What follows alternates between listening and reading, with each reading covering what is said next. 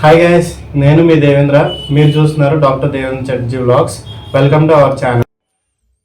Hello guys, మనం ఈ వీడియోలో మహాభారతంలో ఎన్ని పార్ట్స్ ఉన్నాయి అండ్ వాటి నేమ్స్ ఏంటి అనే విషయాన్ని తెలుసుకుందాం. మొత్తం మహాభారతాన్ని 18 పర్వాలుగా అంటే 18 పార్ట్స్ కింద డివైడ్ చేశారు. వాటి నేమ్స్ ఏంటి అనే విషయాన్ని ఒక్కో పార్ట్ కింద చెప్తాను చూడండి. మొదటిది ఆది పర్వము. ఈ పర్వంలో తక్షశిలలో జన్మజేయుడు నిర్వహించిన సర్పయాగం తర్వాత వైశంపాయనుడు భారతం వినిపించిన తర్వాత నైమిషారణ్యంలో ఋషులందరూ వినుచుండగా సూతుడు భరత కథను ప్రసంగించుతాడు.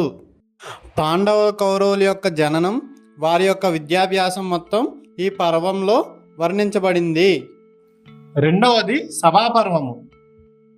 ఈ పర్వంలో ఇంద్రప్రస్థానం గురించి, యుధిష్ఠిరుడి సభ జీవితం గురించి, రాజసూయాగం, మాయాజోదం, ద్రౌపది వస్త్రాభరణం, పాండవులు వనవాసం గురించి వర్ణించబడింది. మూడవది వనపర్వం లేదా అరణ్య పర్వం అని కూడా అంటారు. ఈ పర్వంలో 12 సంవత్సరాల పాండవుల అరణ్యవాసం గురించి ఉంటుంది. నాలుగవది విరాట పర్వం. ఈ పర్వంలో పాండవులు 1 సంవత్సరం గడిపిన అజ్ఞాతవాసం గురించి ఉంటుంది. ఐదవది ఉద్యోగ పర్వం.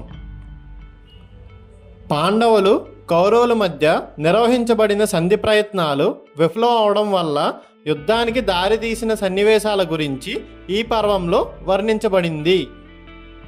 ఆరవది భీష్మ పర్వం.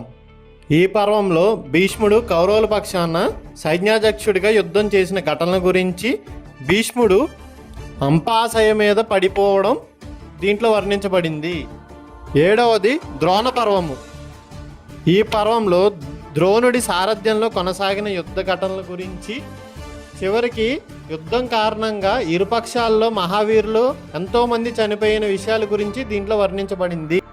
ఎనిమిదవది కర్ణ పర్వము. ఈ పర్వంలో కౌరవపక్షంలో కర్ణుడి సారథ్యంలో కొనసాగిన యుద్ధం గురించి వర్ణించబడింది. తొమ్మిదవది శల్య పర్వము. ఈ పర్వంలో కౌరవపక్షంలో శల్యుని సారథ్యంలో కొనసాగిన యుద్ధం గురించి, ఇదే చివరి రోజు యుద్ధంగా చెప్తారు. ఇందులో సరస్వతి నదీ తీరంలో బలరాముడి యొక్క యాత్ర గురించి, భీముడిగాను దుర్యోధనులకు మధ్య జరిగిన భయంకర యుద్ధం గురించి, భీముడు దుర్యోధను యొక్క తొడలు విరిచేయడం గురించి వర్ణించబడింది. 10వది సౌత్పికా పర్వము. ఈ పర్వంలో అశ్వత్థాముడు, కృపాచార్యుడు, కృతవర్మ, మిగిలి ఉన్న పాండవులు, సైనికులు అందరూ నిద్రిస్తున్న టైంలో వారి యొక్క గుడాచారాల మీద రాత్రిపూట దాడి చేసిన ఘటనల గురించి వర్ణించబడింది. 11వది స్త్రీ పర్వము. గాంధారి రాణి, కౌరవ స్త్రీలు పాండవులు యుద్ధంలో మరణించిన వారి గురించి దుఃఖిస్తున్నారు. గాంధారి ఆ దుఃఖంతో పుత్రశోకం వల్ల శ్రీకృష్ణుడిని శపించిన దాని గురించి వర్ణించబడింది. 12వది శాంతి పర్వము. ఈ పర్వంలో చక్రవర్తిగా యుధిష్ఠిరుడికి పట్టాభిషేకం చేయడం, భీష్ముడి నుండి ధర్మాది రాజులు ఉపదేశాలు గ్రహించడం, ఇలాంటి విషయాల గురించి వర్ణించబడింది. 13వది అనుశాసనిక పర్వము. భీష్ముడు చెప్పిందే ఫైనల్గా ప్రకటించిన విషయాల గురించి దీంట్లో ఉంటుంది. 14వది అశ్వమేధ పర్వము. ఈ పర్వంలో యుధిష్ఠిరుడు నిర్వహించిన అశ్వమేధ యాగం గురించి, అర్జునుడి యొక్క విజయాత్ర గురించి వర్ణించబడింది. 15వది ఆశ్రమవాస పర్వము.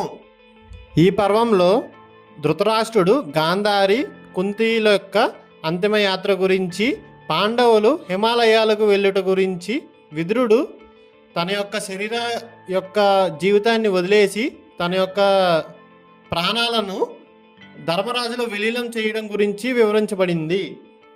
16వది మౌసల పర్వము.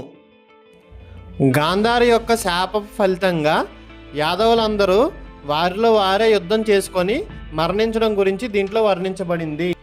17వది మహాప్రస్థానిక పర్వము.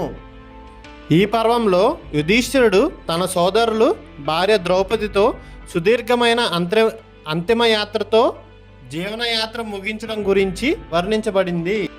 18వది స్వర్గరోహణ పర్వము. ఈ పర్వంలో యుధిష్ఠిరుడు చివరి పరీక్ష తర్వాత స్వర్గంలోకి ఆధ్యాత్మిక ప్రపంచంలోకి ప్రవేశించడం గురించి వర్ణించబడింది.